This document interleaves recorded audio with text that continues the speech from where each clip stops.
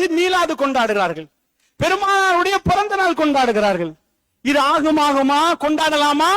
மஹப்பத் ரசூலுல்லாஹ் பிறந்த நாள் கொண்டாடக்கூடாதா? நிறைய சொல்லுவார்கள். வரையறை என்ன? பெருமானார் கொண்டாடினார்களா?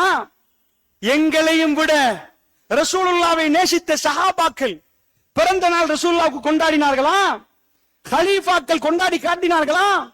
இது ரபியுல் அவ்வல் 12 நாங்க ரசூலுல்லாவுக்கு பிறந்த நாள் கொண்டாட போறோம்னு கொண்டாடினாங்களா?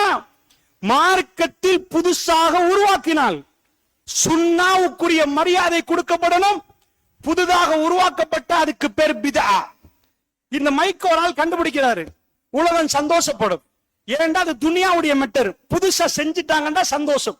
ஆனால் சுன்னாவில் புதிதாக ஏதாவது அறிமுகப்படுத்தினால் அது மிக கொடிய பாவம், பயங்கர பாவம். பெருமானாரை நிப்பாட்டி வைத்து கரையை முகத்தில் பூசுற மாதிரி ஒரு பாவம். அல்லாஹ்வுடைய நல்லடியார்களே, இது மார்க்க கட்டிடும். அதுல ஒரு கல்லு கூட கட்டலாது. உங்க வீட கட்டுங்க, மார்க்கத்துள்ள கட்டிடத்துல புதுசா ஒண்ணும் செய்யலாது. அல்லாஹ்வுடைய தூதர் அதாவது பிறந்த நாள் கொண்டாடவில்லை என்றால் கொண்டாட முடியாது. அதுதான் அடிப்படை. நபிகள் நாயகம் ஸல்லல்லாஹு அலைஹி வஸல்லம் சொன்னார்கள், மன் அஹதஸ ஃபீ அம்ரினா ஹாதா மா லைஸ மின் ஃபவரத்துன். யார் இந்த மார்க்கத்தில் புதுமை உருவாக்குறார்களோ அவரிடம் இருந்து அது ஏற்றுக்கொள்ளப்படாது.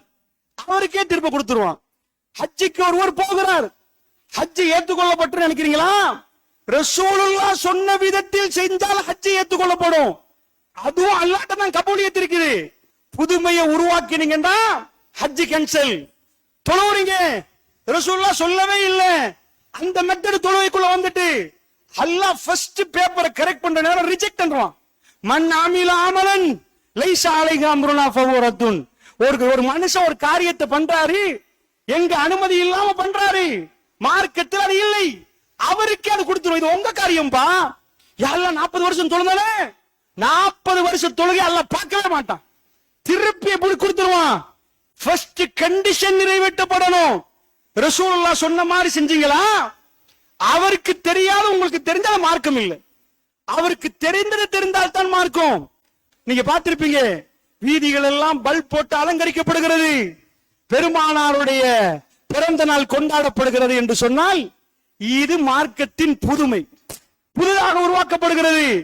அல்லாஹ்வுடைய தூதர் இதை காட்டவில்லை, அதனால் இது ரிஜெக்ட் ஆகும்.